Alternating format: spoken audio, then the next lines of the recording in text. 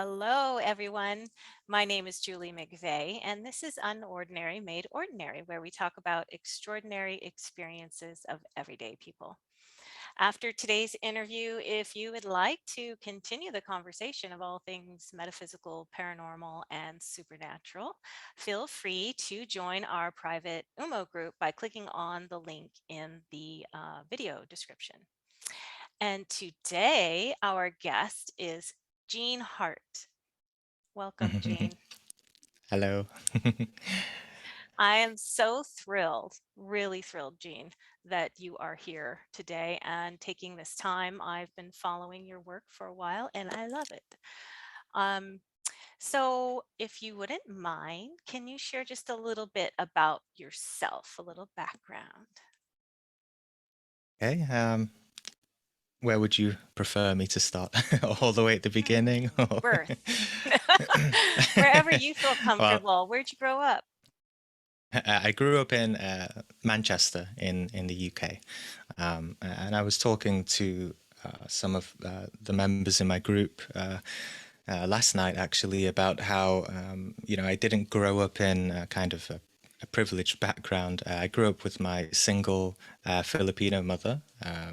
I never knew my father, um, and we grew up in like a council flat, uh, lots of kind of racism and all sorts of struggling. But I was saying how, that all connects to karma in a way, and how certain situations can form us into, you know, who we are. So, you know, some people give examples that life is too difficult, but sometimes when you have a more difficult life or difficult upbringing, those challenges can lead to a higher a higher path spiritually. Mm. Yes. So yes, I grew up in Manchester, in England. Um, I was never really. I grew up into a bit of a rebel towards my teens. Yeah, I didn't like education, etc. And then towards around 18, 17, uh, I started to find my own kind of spiritual path, and kind of started to, walk the straight and narrow, and sort myself out, and actually, got my head down, and put my rebellious parts aside, and do, the normal education that everyone does. And yeah, I probably missed a lot there, but uh, yeah. So I'm curious, did Mm. you grow up religious or spiritual as a Ah, kid? Did your mom have any practices? well, my mother is Filipino, so like most Filipinos, they're quite strong Catholics. Not just Catholics in the sense of the West. I'd say it's, more embedded into the culture. So, she grew up with an altar, and she would pray every night. And so, you know, we had, as I said, we had a difficult upbringing, and I think a part of me got a lot of spiritual strength from observing her praying, and kind of transforming all that suffering, and not feeling sorry for herself, trying to, be a single mother who barely speaks English, and Mm, trying to keep up two or three jobs while looking after me, and never complaining, and keep staying strong. And, her strength was in her faith of, God, and mm, everything. And she would teach me to pray, and yeah, but and then of course, I had my own struggles. I grew up as a rebellious teenager, as I said, and with that rebellious attitude, I never really. You kind of say you kind of rebel against all forms of authority, right? So, mm, I would say I experienced both spectrums of, religion, but also rebelling against authoritarian religion.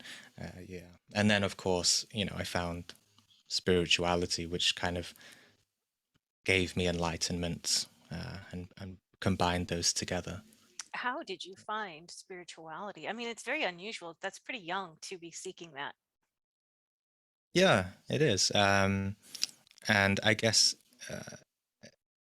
not trying to make my life story depressing, but you know, growing up that way, it affects you. And when I was, around, I had just come out of, I think I went to university, studied computer science, and then I Oh, dropped out. And okay. so that's the first time when, there's no kind of formal structure in a person's life. So I kind of went into a kind of depression, or, trying to find myself, who am I, or what Yes. is all this? So, and it's quite funny, really, because I was never academic, but I was I kind of suddenly became very academic because I was very interested in, philosophical thought, and I eventually went to do philosophy. Oh, But yeah, how I found it was, because I was kind of depressed. I wanted a sort of escapism, as oh, most of us do, from reality. So then I found I think I watched Inception. That was the first thing that inspired me towards lucid dreaming. I said, "This is yes. so cool. I don't need to experience this horrible reality we live in." And Okay. I found lucid dreaming, and I found a natural, on the other spectrum of not being very academic, I was also very practical. From a young age, I was already, I think at 14, I already opened my own computer repair business locally. So I was more practical than, you know, academic. So I think that practicality means that I kind of, I was very successful with the lucid dreaming. I Mm, found it quite easy. So interesting. yeah, S- over time, uh, lucid dreaming, I kind of combined with this kind of philosophical inquiry of mine. I kind of realized that, what's the point in all this if it's all illusory? It's just the same as kind of waking life. So then mm, I started to realize deeper that waking life is just as much of a dream than it is when I'm in a dream while I'm asleep at night. And so then I started to look into meditation and then astral projection. And then, that was really like, oh, wait, so there are worlds out there that are not illusory, that are actually real. So, yeah, found meditation, astral projection, had my first experience, and that just turned my whole world upside down in a good way. when was your Yeah. first out of body experience? How old were you?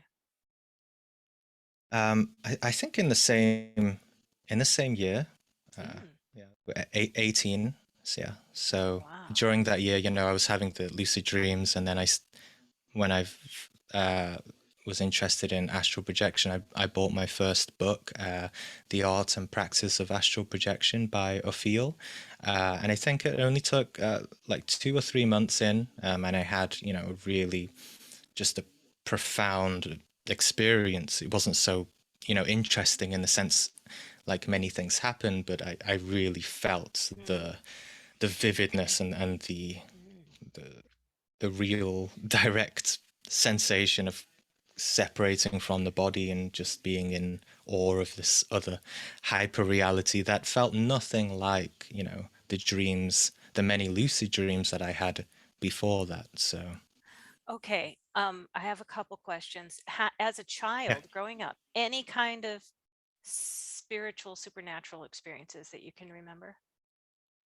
Are you special? Do you have to be special to, and that's part of the question, to be able to astral project? um like, if it's a gift, right?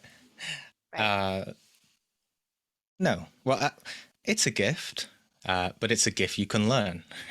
Okay. So, yeah, no, I would never tell anyone that it's, you have to be special, or it's absolutely learnable skill that we all have. It's a integral mechanical mechanism of of our consciousness that we just need to awaken to. Yeah. There could be various reasons as to why a person is more able to do it than others, or there are some people, I'm sure you've spoke to some people who are kind of naturally gifted. You could link it to past lives. That people have done a lot of spiritual work in a past life, and that sense of that ability moves into their current life. Yeah, there's Mm. many reasons for that, but generally Hmm. speaking, for someone who spreads this information, anyone can do it. Yeah. And going back, just to curious, childhood, any kind of Oh yeah. unusual seeing spirits, um, anything? Just curious. Yeah. Well, uh, as I said, my mother is very, she's very, I guess you could lean towards more superstitious, but I'm so sure she's had a lot of experiences. I mean, sometimes I didn't grow up, say with a father who was, I'm stereotyping men or the male mindset to be more, skeptical and Right. scientific. But yeah, True. she was very I would wake up in the middle of the night sometimes, and she would say, she'd call me and say, "Please stay in my bed." I'm really young, and because there's a ghost, or there's a recent friend who is in my room. Mm. So, and that would be normal for me. So I'd be like, "Okay, I'll come and just be quiet and go to Okay. sleep." Okay. Yeah, yeah. The Filipino culture is very kind of not superstitious, but more, they believe more easily in those kind of things. Generally, I wouldn't say I had many paranormal experiences. Yeah, Hmm. Okay. interestingly, I did have a recent astral projection experience where. Because in my book I wrote that and I just told you I started having my experiences at 18. But I had a recent experience where I discovered I essentially had a past life regression, but not a past life of this life. And I recalled that as a child, around like 2 or 3, I was astral projecting like a master. Yeah, Okay. and I So was coming in. so you Yeah, had an astral projection that showed you that when you were a child in this life, you were an yes, expert as a kid. Okay. yeah, yeah. But I never knew that. I was never conscious of that, and I would come out of body just very easily. Yeah. I was experiencing it, like recalling it, Yeah. and just coming out of body, playing with toys, going back into body, coming out of it, doing it in a very innocent, playful way. So that was interesting. Yeah. Well, here's a question. Do you think most kids do that? Yeah, I mean, when you kind of compare it to the fact that we all do have a part of us, of our consciousness, that goes into these non-physical realms of, we're completely unconscious, and we have no sense of our body. We go into a non-physical space. So, in that sense, we do come out of body every single night, and we call these dreams sometimes, and but sometimes we have other memories of maybe other people. So it's a whole thing, a whole dimension. But yes, Interesting. yeah. I wonder if, kids, I did as well when I was a kid, had, a lot of flying dreams, a lot Yeah. of dreams about flying. And it seems like a common one. And I wonder to myself if that was me. I'm just interpreting it as a flying dream. Maybe I was just astral projecting.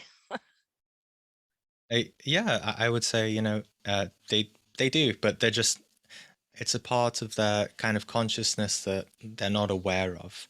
And so I think it would be uh, a lot more beneficial if parents had a, or if they had a parent who guided them and made them more conscious of this activity at Hmm. night. They could definitely hone in that skill and grow up Yeah. with it without any kind of fear behind it, or anything like that. Yeah. Yes, absolutely. Mhm. Um, if I could just go back for a minute or two about lucid dreaming, Yeah. I think the listeners would love to know if there was something. I mean, you saw Inception, and then you started lucid dreaming. Was there something that you practiced to kind of help you become more efficient with lucid dreaming and so quickly? Yeah.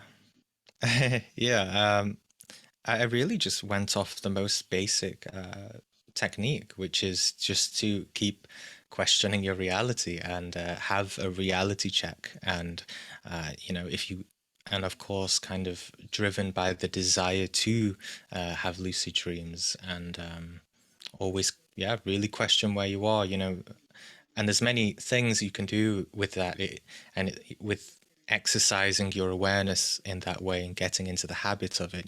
Every time you open a door, are you just expecting the same room to be behind the door, Mm, or are you just unconsciously living your life and with this expectation? And mm. yeah, um, and of course, my most kind of my favorite or most commonly used a reality check is holding my nose. So, and I would do that maybe 10, 20 times a day.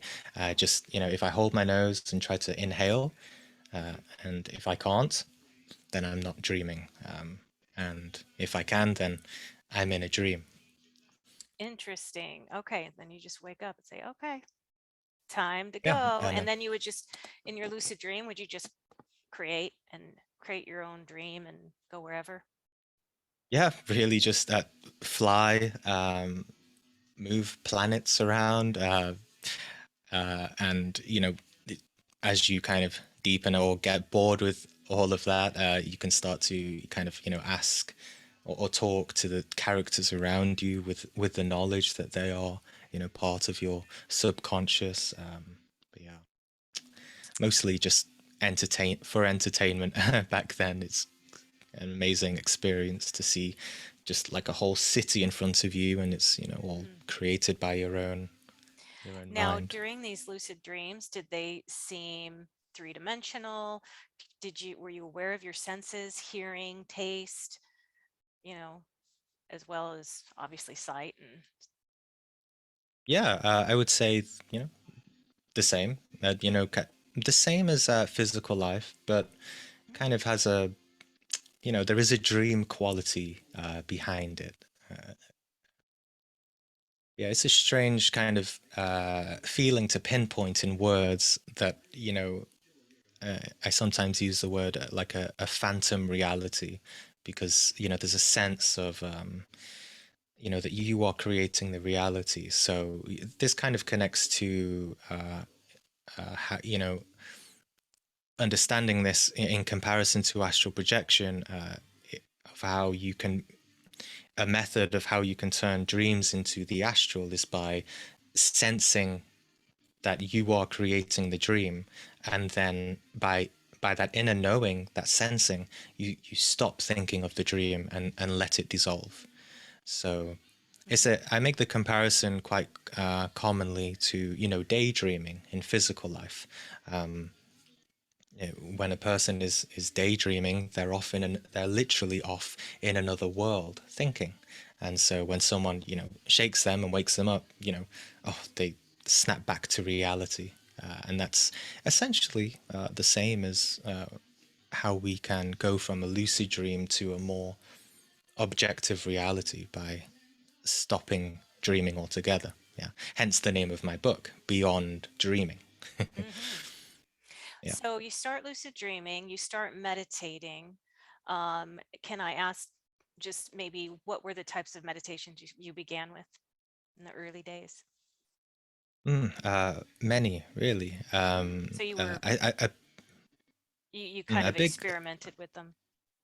yeah, and that's what a big advice I give to a lot of people. They're always wondering what kind of meditation they should do. Just if you want to know if it works for you or if you like it, you have to do it and just yeah Mm, practice and experiment. A big book that was a big influence for me when I first started, and it was the first spiritual book I read was The Power of Now by Eckhart Tolle, and I still recommend it today because it's like it's just such a good explanation of being present, and that's so applicable to being in the out of body state and grounding yourself in these realities, because if you are not present and if you are going off into dreams while out of body, it will usually descend into a dream. So that practice of being present is such a core foundation to really all of spirituality. Yeah. Interesting. So it sounds like what you're saying is that even if you get to a place where you realize I'm astral projecting, maybe it's from a lucid dream and the dream world dissolves and you fly off and you start to astral project, you're saying that if we're not present enough, we can kind of fall asleep again and go back Mm. into a lucid dream or a dream state. Or many dreams. Yeah. Interesting. If we get identified with what's happening, if we get fascinated with what's happening, if you know we're just kind of going off without any kind of sense of conscious control. Ah. Yeah, and Oh, things are just yeah, I was thinking maybe that's why I always hear that intention is so useful and important when we right, project. Always yeah, having an intent willpower, rather than intention. just letting it take you over. You're trying to stay in control all the time. Yeah, exactly. Yeah, it takes a lot of willpower and intention. Yeah. Mm. Okay, so you get into meditation, then you have your first astral experience. Do you want to describe your first experience? You don't have to. Uh, You can describe any one of your other. How many times have you been out of body now? Would you say? Give a oh, rough. I don't know. Just A so rough? many, Oh, so no, many yeah. times, right? It's been over 11 years. So, I have I have like over six dream journal books. And then I went traveling a lot. So I used a dream journal app. I mean, there's a lot. Yeah. Most of them are, would say, more insignificant, and it requires a little more refinement or skill to kind of get those ones that really mean something and make a difference in your waking life. But yeah, the first one was really I really, really just I wanted that. And one thing that stuck with me in the first book that I read about astral projection was, if you really, really want to astral project, you will. And so I kind of went off that, I, that desire, that almost prayer, like I want to be out of body. And Yeah. yeah, it was just kind of the typical first experience where where people have the strong sounds, the vibrations, the colors swirling in my vision, and then it all becomes so intense, and I'm just coming out of body, floating out of body, and then I'm seeing my whole room in such vivid and kind of palpable, you know, more real than real life, and you have a sense that you have this other body, this energy body that I never feel, in lucid dreaming. It's just kind of, you're just in a lucid dreams, you're kind of just this phantom that doesn't really have this energy. So yeah, and I was walking around my room a bit, touching kind of the moonlight that was coming in through the window, feeling what that felt like, and then I flew in outside of through my bedroom wall, and then I just saw the moon, the full moon was out, overlooking the trees around me, Mm. and then I woke up. So yeah, as I said, it wasn't very interesting, but it just blew my mind. Yeah. Hmm. Would you care to share maybe one or two of your more significant, profound out of body experiences? Um, yeah. Um, and I had I think your viewers would probably like one that was, it's on my channel. I'll share some different ones, but it's on my channel, the Jacob's Ladder one, Okay. about meeting a woman who, I'll just give a kind of a preview for that. But in the astral, I met a woman who essentially going up Jacob's ladder, or you could say going up a path, and she was trying to, ascend in her consciousness, but she was really struggling with her addiction to smoking. Hmm. Yeah, so, and it's not so much that, smoking is bad, but this woman was really struggling to overcome it. And, eventually she started to start to cry and scream, and we're high up in these kind of what look like heavens, and she starts to seem like she's going to jump off the path. And I make the comparison to, this really looks like what people do in the physical when, people want to commit suicide. And of course, she's not going to die in a physical sense, but she's going to fall or descend in levels of consciousness. Mm-hmm. So, but she, at that point, I kind of witness how she's taken over by her demons, and she starts to have this black aura and starts screaming and shouting, and it's a really kind of horrendous, sight to see her in, like, to be tortured. But then eventually she makes it. She doesn't jump. She has this kind of calm about her, and she kind of, overcomes her demons. Yeah, so that was a very interesting experience. It was so moving that I think this was the first time I was actually crying in the astral from watching her Wow. struggle. I was surprised that I was crying, and even, wiped my tears from my face just to be like, I didn't know I could cry in the astral. So yeah, it was a very moving experience. I described the whole experience. It's like 40 minutes long on my YouTube, but Wow. yeah, yeah. Um, Well, what do you, I, I, I'm just so mm, curious of what you have come to understand the meaning for you personally, right? of of Uh, that woman and what of she that went through. whole, yeah. Why? Yeah, well,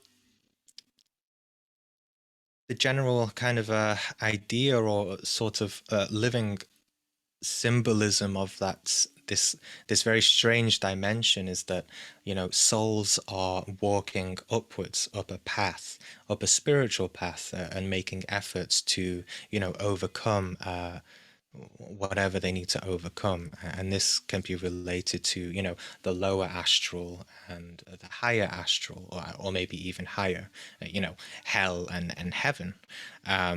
So yeah, she was just really struggling. You know, when we make effort, when we kind of recognize our weaknesses or limitations, or that could be in the form of, behavioral addictions or ins, anger, negative emotions, when we start to make the effort to work against ourselves, and start to, say, okay, I don't want to do any of this. Obviously, if we take a a extreme example of, a drug addict, when you can't just take the drug off them, right? Because then they will inevitably really suffer. And that's really, what she went through in her, it's a soul struggle. It's not, Mm-hmm. Oh, sure. I'm yeah. just So curious then that's what she went through. if you're thinking your guide wanted you to see this, experience this for your own journey as well. So when we go into Right. the astral, is it just random, or are there reasons for us seeing something or experiencing something over another thing? Yeah. Yeah. Yeah. And I think it really depends on a person's path.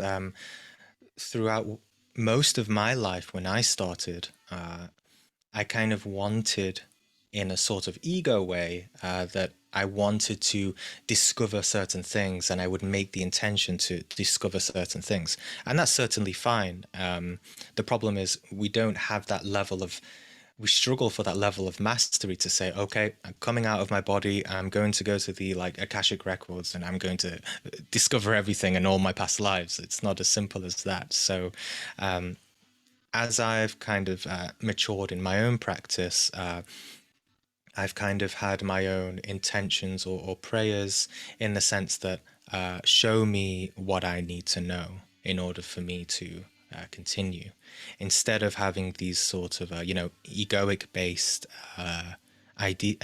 desires. So and when we open up in that sense, usually, it's more surprising, because if I have a out of body experience and I intended to go to a planet, then you have the experience, you go to a planet, and okay, that was good.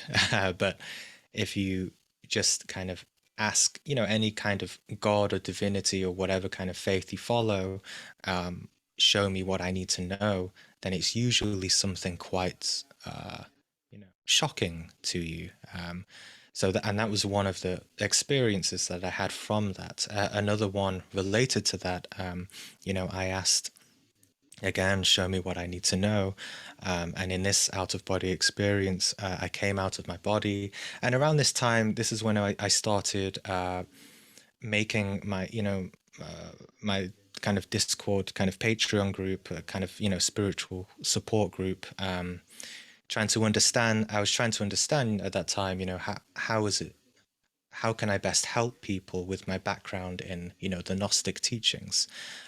Anyway, in this out of body experience, I was in a road, like a neighborhood, and I saw a sign that said the Gnostic teachings, come and learn about them. So I walk down, I go to this building, and I see this beautiful kind of courtyard with a building, come in, talk about learn about the Gnostic teachings. And there was this group of about 11 or 12 people around my age. And yeah, it was really nice. They had lots of lecture rooms. They had some very nice facilities. And I was just very interested in everything.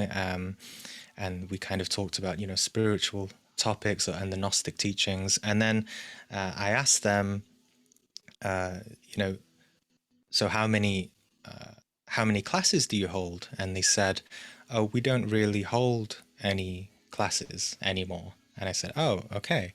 Do you do like some kind of mass then or something? Because, in the Gnostic teaching, sometimes, you can have like a Gnostic Christian version of like a Eucharist and things like this. Mhm. They they basically said that they don't do anything, and so I was very disappointed at that point. And I saw that this group had descended into just like a purely social group, Mm. and they they barely talked about spiritual topics anymore. Mm. So kind of going into like a lower form of spirituality in a way. So I kind of just went away from there, kind of disappointed. And I got from that, that most people don't want to, make their effort for spirituality. And most people kind of just want comfort or entertainment, or, Mm. just to be like soothed and feel more comfortable and have nice ideas, rather than do the active work on oneself, to uh, you know participate in kind of meditation and all these kind of discipline practices that the Gnostic teachings teach. So yeah. Would you say that so it sounds like astral projection, because some viewers might be asking, what's the benefit? What's the purpose of this? And it sounds like some might use it just for entertainment purposes, kind of how you started out. And then Yeah. but others, what would you say is the top purpose benefit of using this learning? this skill? But well, I'm sure you probably heard it many times. You know, I would say the first purpose for just the general kind of public is and almost you know, if you have the right experience in the right way, almost an instantaneous loss of fear of death. You know, before I had an astral projection experience, my first one, I was kind of as dumb as anyone else, that I just thought, you know, okay, we die, we can't discover what's going to happen after we die. You know, my mum's Catholic, so she says I'm go to heaven if I believe in God and whatever. But it's yeah, it's just an almost immediate and quite dramatic discovery that there is more beyond this life, and that has huge implications, I think, for the way we live our life. And of course, if we delve deeper, we can start to understand how this other world interacts with this world, and how uh, the choices that we make in this life do matter, right? Because we often make choices and say, you know, things don't matter. You know, people say YOLO, and things have the kind of implications, and everything is affected. Yeah. Okay. And so I'm curious, when you astral project, I don't want to say crossover, but when you astral project, are you experiencing the afterlife, or is the astral realm something completely different than the afterlife, meaning when someone does physically die and they cross over to this afterlife that we have named it? Hmm. But Yeah. I'm curious of your understanding on that. Mhm. Yeah, and I know there's kind of differing opinions, or I think I shared in an afterlife group one time that about astral isn't so different from the afterlife, or in many ways it is the same thing. But some people don't like that idea. I'm not quite sure why, but generally speaking, yes, we are connecting to that non-physical dimension that is intimately connected with the afterlife, and the process of I can't remember the specific discipline in Buddhism, but there is a dreaming practice in Buddhism where it is the practice of death and of dying, you know, before we die. And Uh-huh. so, and that comes with these out of body experiences of training to training our consciousness to leave the body. So really, when we astral project, it is, you know, it's like a mini death. We're disintegrating from the fit. We're totally disidentifying from the physical world and the physical body, and we're going into this world of the astral, of the spirit, of non-physical dimensions. So, and that's a huge map of consciousness that has all sorts of worlds and implications of each one. And of course, we all have our kind of subjective dream worlds, but there is also the collective worlds. And then there is also worlds that are where people are in the afterlife as well, you know, all together. You know, for example, I had a experience where I met a family, a kind of Middle Eastern family who was, you know, experiencing the afterlife together. And I kind of got a sense that because there was younger ones, middle-aged ones, and there was this elderly man who was in a pushchair. I remember asking him, you know, why are you in a pushchair? You know, thinking I'm kind of superior in my knowledge. I'm like, did you know this is the astral? And they're all, you know, just laughing at me. But it's because of what I got a sense of was that they missed out spending time together in the physical plane, and so now that they've seemingly all passed on, uh, they're spending that time together, that, you know, that their soul kind of needs in their heart in order to kind of just just carry on. Mhm. Yeah, yeah, Wow. So that says a couple things. It says, one, we can visit our loved ones who have passed on, possibly, and when we project out of body.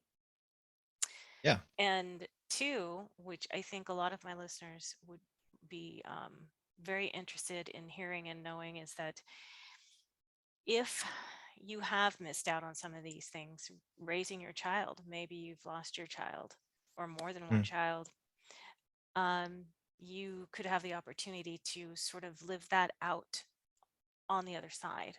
I don't know how that works. I find it very fascinating, but I love the idea that that's an option. Yeah, yeah, I would say so, possibly, because, uh, and only if, you or this person who has this desire for something that they've missed out on, they can certainly, and especially because this dimension is beyond time, beyond space, it doesn't take any sort of amount of time. Things are experienced more Hmm. on a time relative to our emotions, if that makes Oh, sense. So, oh, however, if a desire is there, because in many kind of esoteric and occult texts, the astral body is also called the emotional body, and so desire and feelings have a lot to do with it, and that's why a lot of people say when they come out of into the astral, it feels so hyper vivid because of the emotional nature of it. hmm, Yeah. So yeah, if a person wants to kind of experience something in their afterlife, I'm quite sure and positive that in most cases, that person will probably experience it, and not experience it in a sense that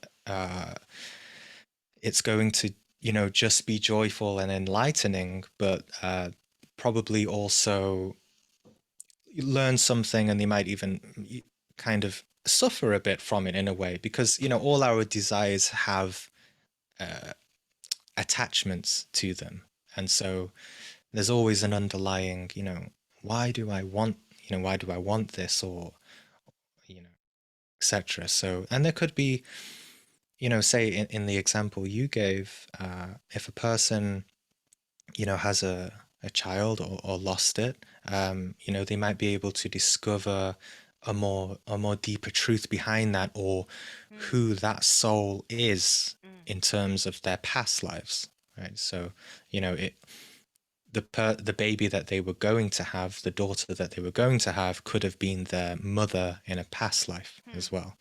Yeah. Okay, so you do believe in reincarnation, clearly, and Yeah. a common question is, do we have free will? Do we have to come back and incarnate here on this planet? Yeah, and I don't want to come back to this hard world. um, Yeah. well, people ask, is free will real, or is there free will, and is it all just predetermined? And I often say both, because as long as we are, let's say, unconscious, or not awakened in the state that we kind of have in our psychology. Remember that the word kind of psychology comes from the word psyche, which means soul. This kind of this psychology within us is like a programming. It's predictable, and so Mm, as long as we don't have any kind of consciousness or conscious energy grounded into our life, uh, for the most part, probably most of our life is going to be predictable, determinable, and not much free will, right? Because of all of our reactions and the way we think of the world, and we kind of become mechanical, like a artificial intelligence. And so, of course, awakening from the matrix, so to speak, uh, is all about developing your own spiritual freedom, then your own free will. So I would say free will is something we create rather than something that is we'd like to think we have. In terms of coming back to the world, I think it's a nice idea that to think that we wouldn't come back, and it's a nice luxury or comfort to think that we, stay in the afterlife and not come to this difficult life. But I, I think my kind of intuitive hunch from my own experience is that when in the afterlife, we'll learn certain things. We'll learn about all the mistakes we made, and sometimes maybe instantaneously, and sometimes it takes time in the afterlife. Hmm. The afterlife is, I would say, it probably feels like a whole other life lived there before we, go into another life. But the fact that we learn so much about the life we lived, and we learn about the connections that we make with people and the ones that we love, there will be a natural inclination, a feeling, a desire to go back to go back to life, and be with our family again, and or maybe we see that our family is suffering a lot, and then our someone who was our daughter is now kind of pregnant, and perhaps we have the opportunity or the chance to be with them again, but in the form of a son or a daughter or Mhm. something. Yeah, those are the yeah. That's a little wild. Do you think it's Yeah. our full consciousness that would reincarnate, or part of our can we send parts of our consciousness back and have other parts of our consciousness stay in the afterlife? The idea of the oversoul or higher self, those kinds of things. Um, so I would say that it's, there's a difference, general difference between personality and ego. So kind of, you who is Julie, and me who is Gene, I have this personality, and uh, generally, that kind of dies away. But what we kind of, when we're incarnated again into a kind of new personality, Mhm. but when we're incarnated again, we have, generally speaking, we have our kind of our small innocent consciousness, which is just our very small sense of kind of who we are, um, and we also have certain, you could say, egos, uh, in the sense that if a person, you know say if Hitler suddenly died and he came back to life, he would probably have he would have these egos of wanting to dominate and wanting to do certain things. So there's certain kind of psychological aspects that stay with us, Ah, like certain virtues or certain huh. bad parts as well. Yeah, Okay. yeah. Um, So, hmm. Sorry, please finish. No, yeah, yeah. That's about it. Okay, so what about, and we're running out of time. I can't believe this. I'm going to try and squeeze in a Oh, few more yeah. questions. Um, Okay. what about ETs? Have you met any when you've been out of body? And can't we choose to just incarnate onto one of the other, who knows how many planets out there? Yeah, maybe, and maybe some people come from other planets. I'm not sure. I yeah. Generally, my assumption is that this is kind of our home. This is where all of our attachments are. This Okay. is where this is our kind of energetic entanglements are, and where you know we leave all this energy here. We can't just leave it. We have to kind of, if we want to Ah, leave it, we probably have to tidy up with all of gotcha. our relationships and karma, right? Yeah.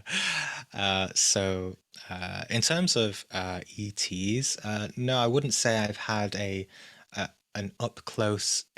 In some ways, I kind of have, but it wasn't very conscious. But I wouldn't say I had an up close kind of handshake with an ET. Oh, okay. But I've seen in the astral kind of ships, like massive. Like the one time there was this huge mothership near the moon. I was just standing on a field in the astral on Earth, and there was this huge mothership. It was, you know, it was like awe-inspiring to see how big it was. Hmm. And then lots of little ships flying from there. And then I had, this is another a big experience that is on my YouTube, but I went to another planet, a blue oceanic planet, Oh yeah. and I saw this. Yeah, I saw these species, swimming, and they were a bit bigger, and they kind of had like more silky skin, and that was just really just crazy to see another kind of a happy species that wasn't human. Yeah. Yeah, and towards the end of that experience, I started to lose consciousness, but someone was talking to me. I'm not sure who it was, but yeah. And heaven and hell. So that's a big question too. When we pass over, do do we go where we go? Does it depend on like our mental state, emotional state, psychological state, all of the above? Yeah, yeah. I would say when we die, not much changes really. Uh, what changes more is how we can change here and now, which is why it's more uh, generally speaking, people fear physical death, but I would say what they really fear is psychological death, the thought that we will no longer exist. Hmm. Um, but part of a spiritual path is the practice of that psychological death in order to kind of change our reality here and now. So, yeah, Interesting. heaven and hell is something that we kind of carry, within us all the time. Um, and there's even, Hindu teachings that teach that, in comparison to Western religion, that a soul doesn't just go to heaven or hell, but they switch in between heaven and hell all the time. And that's what we do. I would say that's more accurate because that's what we do in waking life, right? One day we're really Right. happy, we're all blissed Hmm. out, and then another day we're having a violent argument with Yeah. our Right. spouse or whatever. Yeah. Hmm. So Hmm. Um, okay. I had a couple more questions, but before we yeah. run out of time, I want to make sure the listeners can contact you. And I also wanted to know if you're working on any current projects. Yeah, so I did that chakra series, the Kundalini, and a lot of people asked for a book for that. So I was writing a book before that, but I'm trying to get this one finished. So I'm going to release that at some point, but it's becoming very big, like double the size of my first book. So Wow. yes, and I'm moving to Canada as well in like September. So yeah, Moving I'm again. speaking to yeah, Jade Shores. She's kind of, you know, teaching astral projection. She wants to do something at some point. Yeah. Mm, So yes. Yeah, and to contact me, you can comment on any of my YouTube videos on Astral Doorway, and yes, um, I have a Patreon as well. If you really want to contact me, kind of privately, I have an email as well, gene.hart@hotmail.com. That's the end of my book as well. On the end of my book. okay. And I will put all of these links in the video description. And Yeah, I mean, there's so many other questions. Maybe we could do a part two and we can have people turn in yeah, some questions and I can ask you. I don't know. We'll see. And yeah, if yeah. you're available. But what I do like to do at the end of the interview is let my guests sort of, give any last words of encouragement or words of wisdom, or if there was something on your heart that you were just like, oh, shoot, I wanted to share that one last thing and I forgot. So just anything that you is on your heart. Um, you know,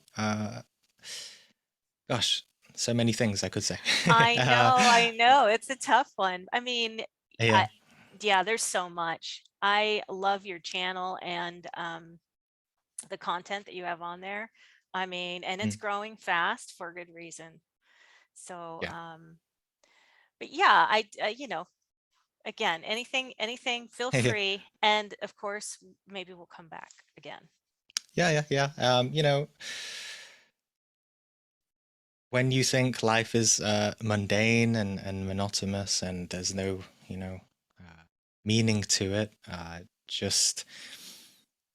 just remember that that's all of that pain and all of that suffering and all of the confusions and doubts that we have in life Mhm. is all part of what you it's all a result of what you're supposed to be learning, and you've kind of in a sort of self-deceptive way put yourself onto that path of suffering and pain. So there's always a deeper there's always a hidden treasure behind all of Mm.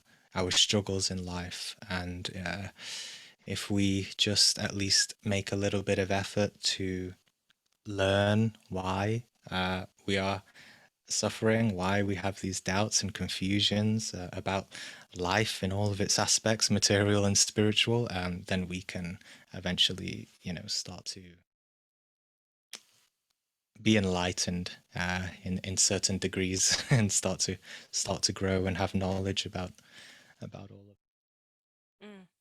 Yes, of thank you so much, Jane. I really have enjoyed this time with you. And, yeah. um, of course, to put a face to the soothing voice that we've been hearing, and now we're finally getting to see your face out there a little bit. So, this has been fun. So, thank you. And Yeah, yeah, we can do it again at some point. okay, That'd be I fun. know you're Yeah, busy. I know yeah. you're very busy. Thank you.